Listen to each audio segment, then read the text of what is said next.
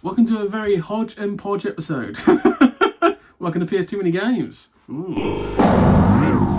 PS2 Mini Games.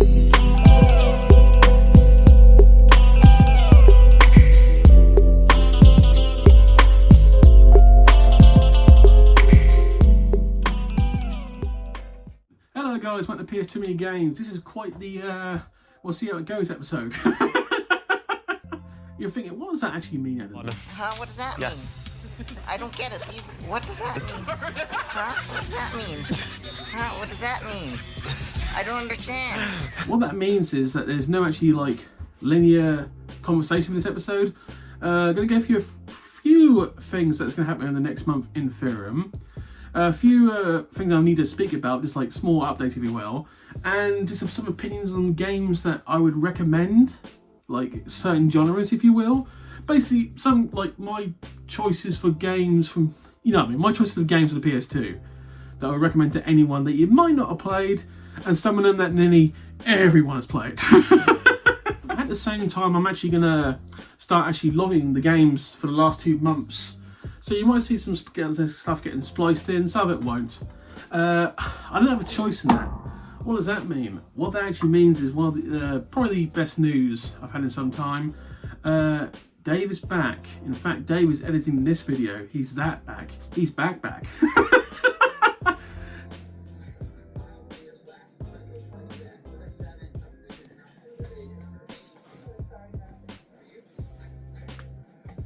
Dave had to step away in September, so we have been without Dave for 2 solid months, and I'm elated he is back.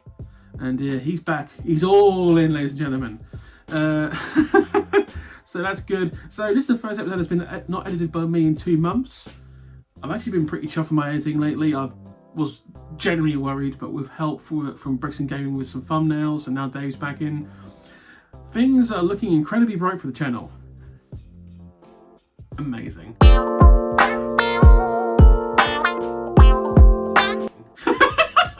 Everything's coming up Millhouse. There is also another thing that was amazing that happened last week. I just literally can't go into it right now. Something that could potentially be very positive in the future. It made my day. Only Dave and Dan the Games Man know what I'm talking about. And that will stay that way unless things go horribly wrong. But I'll just leave that little spoiler in there. There's potentially something amazing happening in the future. Next 2 months, I think. So we will see if that's going to happen. If it does, you'll know if it does. Trust me, you'll know. But I am so excited right now. Legit excited for the future of the channel. Awesome sauce. Anyway, just to wrap up from the last episode, the list episode, that was received very positively. I thought that would just be like one of those episodes that just like people like go like, meh. But actually, the amount of people who are not only responded positive to that episode, but actually are personal messaging me on Discord and actually offering to sell me games. If you are one of those people, I generally thank you for that. But please note, and I'm not even joking about this, I have been messaged by quite a few people. So if I have not responded to your message, that's not on purpose. I have literally more people than I can count on both my hands that have messaged me. So, and you do the mathematics, that's at least 11 people. So yeah, that's a lot of people to be inundated with. I appreciate all of you, but you gotta understand, some of you might be messaging me about the same games. So if I get back to you, I was playing this like, I'm sorry, but I've already agreed to that game with someone else. So don't be offended if I say no, I'll give you the reason why. Because I don't want to buy the same game 4 times. But honestly, thank you for your help, it is gracious. Also, those who did join the Discord channel, which is quite a few people, welcome. Do not be afraid to ask questions. That's what the Discord's for, is for collectors. Not only just PS2, but anything. So, thank you for joining. I look forward to our future conversations. Yeah. It is obviously noted now, there's a few games that people have mentioned to me that are not on that list. All of them obviously are incredibly rare and expensive games. I knew of some. Monster Eggs, obviously on my list. I know how expensive that game is. holy shit. Dave can find some like eBay like valuations, which are hopefully aren't the real valuations, but let's just say it's a shitload of money. And the saving might start next month. Oh my god. I think I might rob a bank to pay for some of these games. But at least we know where we stand with certain games. I'm fucked. Anyway, that's from last episode, so that was received well. Christmas episodes. So I did state, and I've now looked, Christmas Day falls on a Wednesday. So obviously first thing Sunday, that means the Sunday episode, the Christmas episode, probably will come out on the 22nd, if not the 23rd. So it'll be the Sunday or the Monday, depends how I feel. That has already been decided. That I bought a bundle from a collector in Norwich. I spent quite a bit of money on it. They are all rare games. I am elated with that purchase. That will be the Christmas episode. But me and Dan are going next week up north, as I mentioned, and unless I find some, if I find some really awesome stuff there, there could be 2 Christmas episodes. I could go. Oh my god. Which actually is quite, now that Dave's back, that actually is quite feasible, because instead of editing 2 episodes a week, I could do 1. Gives me more time. Yeah, no, that's feasible. That's quite feasible. I don't want to do a Boxing Day episode though, because Boxing Day is a very social day. It's not a YouTube day. It's a, so we'll see how the crow flies on that one. So I got a lot. I'm very giggly today. The Dr. Hibbert laughter is going full force in this one.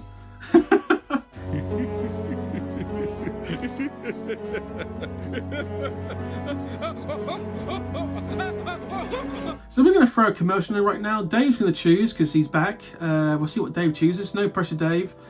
I think I've been choosing quite well lately. By the way, last episode was the first time I repeated the commercial. That's the first time I used the commercial I used before. There's one reason for that. So obviously I find commercials online, and I use a certain downloader, which is the safest downloader, because obviously a lot of you like downloaders have a lot of like viruses trying to hit you, and I've got some amazing virus software, and the one I trust most, which gives me least commercials, just like stop working. So I'm going to find a new one I trust, and that takes a long time to find, like downloading videos that I trust, if you understand what I mean. I don't pay YouTube. No. I go on a different website to find that kind of stuff, so yeah, so we'll see what Dave finds. See you after this. Oh my god! Oh gosh! I think it'll make a person become insane. This game is an atrocity. It's revolting. It's violent. It's everything you love in a game. And your mom's gonna hate it. Why would they even make something like this? Dead Space 2, rated M for mature. And we're back. Good choice, Dave. I literally have no clue what it is. I find out like you do when Dave edits. I find out everything, because he puts it up. I don't watch it until it goes live. That is legit. So I've always wanted to give certain opinions on certain things. Game franchises and like underrated games or games no one ever played that they really should have a go at. So I'm just going to go through a few games which I think actually are better than you would thought they would be. The first game that it's actually better than you would think it would be. It's a very dated game now, but the Family Guy game on the PS2. This actually shockingly was a good game when I played it in the past. It's aged like badly by Family Guy jokes, but to be honest, Family Guy's gone on far too long as it is. This is like season 4, season 5 levels of Family Guy, so this is still reasonably like peak Family Guy. But it was a shockingly good game. I never played the Family Guy multiverse game that came a lot later on the Xbox 360. I'm assuming that was better, but this actually hits home. So anyone like old school Family Guy, this might be the game for you. Just an opinion. Another game that some people have not played, but actually was like very good, and it's one of the best movie-based games, was Spider-Man 2. Spider-Man 2 is actually a shockingly good game. probably better than the film it was made after. I'm not even joking when I say this. This was very good, and this comes highly recommended from me. The mechanics work. It feels like they spent a lot of time on this game, and this actually a reasonably cheap game to buy. I think you're probably going to pay like tenner, which is cheap for PS2 games these days. It's really sad when I say that out loud. But I would recommend Spider-Man 2 to anyone. I mean, I mentioned it a couple of times, but the Sly trilogy on PS2, very underrated. Did not sell as much as they could. People just didn't realise what these were. These are actually aged well. Cel-shaded graphics, I think. But these are very good games to this day. And I would recommend probably the second one. Probably the best one. Some people say the third one is, but for me, the second one. The story is very kid-friendly, so anyone can play it. And but they are expensive games these days. You're going to be paying between £20 and £30 for each of them. So that's like £60 for all three of them. I have been told after the PS2 it kind of went downhill. I never played this game, so I can't honestly give an opinion on those. But the original three Sly Coopers, highly recommended. I can't recommend any higher than that. I mean, some people forget about this, but Red Dead Revolver actually was a shockingly good game for the PS2. Still holds up to this day. Obviously, Red Dead Redemption kind of like really took over this, but this still holds up. Still plays reasonably well for PS2 standards. Recommended. Obviously, Rockstar game. Rockstar, for the majority of games, made them very, very well. There's a reason why they literally made a shitload of money. To be honest, the next one everyone knows is good, but it's still one of the best games of PS2. Marvel vs. Capcom 2, fucking phenomenal. Amazing game. To this day, still played, I think, at Pro Evo. Not Pro Evo, the fighting championship, the biggest fighting championships in the world. I think this still gets used sometimes. Obviously, I never played Marvel vs. Capcom 3 because I never tried that, but for me personally, this is still the daddy. That is Street Fighter 3, which we never got from America. Still bitter. A game that a lot of people forget and is very good. SpongeBob Battle for Bikini Bottom. This legit is probably the best SpongeBob game on PS2 and the best SpongeBob game, period. I question that, but to this day, I think it's got a remake also. This is regarded as one of the hidden gems of the PS2. Obviously, SpongeBob, I'm not going to that. SpongeBob, amazing cartoon, still gets played on Nickelodeon probably to this day. And very meme-worthy. Dave will probably find some kind of meme somewhere. No, wait, it's not what you think. This is a big misunderstanding. You've got to believe me. Listen, I am telling you, you better listen to me, SpongeBob. You like Krabby Patties, don't you, Squidward? Not everyone played this. Yu-Gi-Oh! Daughters of the Roses, the sequel to the hardest Yu-Gi-Oh! Game ever made, Forbidden Memories. By the way, a game that I tried speed running, and I have beaten Forbidden Memories. It is legit hard. It literally will take you multiple hours to grind just to beat that game. They made the sequel significantly easier. You can beat both sides inside 2 hours if you know what you're doing. Also, the game mechanics is quite good, very unique. Never done it like this before. Highly recommended. I actually tried to do a playthrough of this, but it just died. Once again, my recording software failed me, and that's when I stopped doing playthroughs. It just kept failing me, and I realised I needed to learn a lot more about recording software. But highly recommended. Can't recommend this any better. If you want a very easy, chill play, it's Yu-Gi-Oh! Daughters of the Roses. Phenomenal. Another game that is actually pretty good and people forgot about, Beyond Good and Evil. Very good game. I think it got overlooked. Sometimes you got to look at the cover and it's like, take a gamble. Some people did, some people didn't, but those who did well. I only bought this in the last 2 years. I played it and I got told it was good, and it is good. Highly recommended Beyond Good and Evil. I don't think it's that terribly expensive either. Also a very cool green disc. But once again, highly recommended. It's like that game was the original game on Wii, like Kanoa. That was also a very good game that got missed.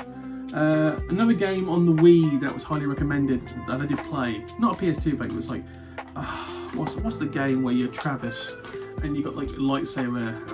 It's funny as hell. Had no more heroes. Had no budget, and then the second one they got like a mild budget and they put all the budget into jiggle physics on tits. You played No More Heroes 2. Honestly, the budget all went into jiggle physics. It's not even funny. Obviously, all the Dragon Ball Z games, all the Budokais and the Budokai Tenkaichis, all 6 of them, very good games. Even Budokai 2, which tried like a tabletop like story mode. Weird, but still acceptable. That's probably quite a few recommendations. I'm going to leave it at that. There's one thing I wanted to do, and I still want to do, and I'm going to do now the last 2 years. For those of you who might notice, through the Sonic music we used in the past, the Sonic adverts I used in the last month, I am actually a Sonic fan. I have been a Sonic fan for some time. The PS2 Sonic games were not good. We're not good at all. We'll go through them very briefly. There's technically 6 Sonic games on the PS2, but 2 of them are collections, like Gem Collection, so they don't really count, but obviously they got all the original Sonic games, so if you want to play all the original Sonic games, you take one of these 2, trust me. But the 4 games that got released on PS2 are a weird hodgepodge of why. So, first one, obviously, people know, Sonic Heroes, the most common on the PS2. Also, Sonic Heroes, the worst version is the PS2 version. I think the best one's GameCube, multi-platform obviously, but the PS2 version is terrible. I would not recommend the PS2 version to anyone. And to be honest, Sonic Hero is a very meh mainline Sonic game. I would give it a pass, honestly. You don't learn or lose anything for not playing Sonic Heroes. Then you get into like the spin-off games. Sonic Unleashed, not spin-off games. So obviously after Sonic Heroes was Shadow the Hedgehog, which I have got, I just realised it's not named Sonic. Splice Dave! There it is. A truly awful game. Same like design, same engine as Sonic Heroes, a terrible game. Supposedly you could choose your destiny with Shadow. You had like 10 different endings. But if anyone's ever completed this game, all those 10 endings mean fuck all. Because there is a final ending, which is the canon. So, a colossal waste of time. The first level you have to play 9 to 10 times to get, complete the game. Padding. Terrible game. You should never play that. And then there's Sonic Unleashed, which obviously was multi-platform, and this was on the Xbox 360 and PS3, the far better versions. Even the Wii version, Unleashed, was a better version than this. Obviously, that upon they were focused on the future consoles, and they should.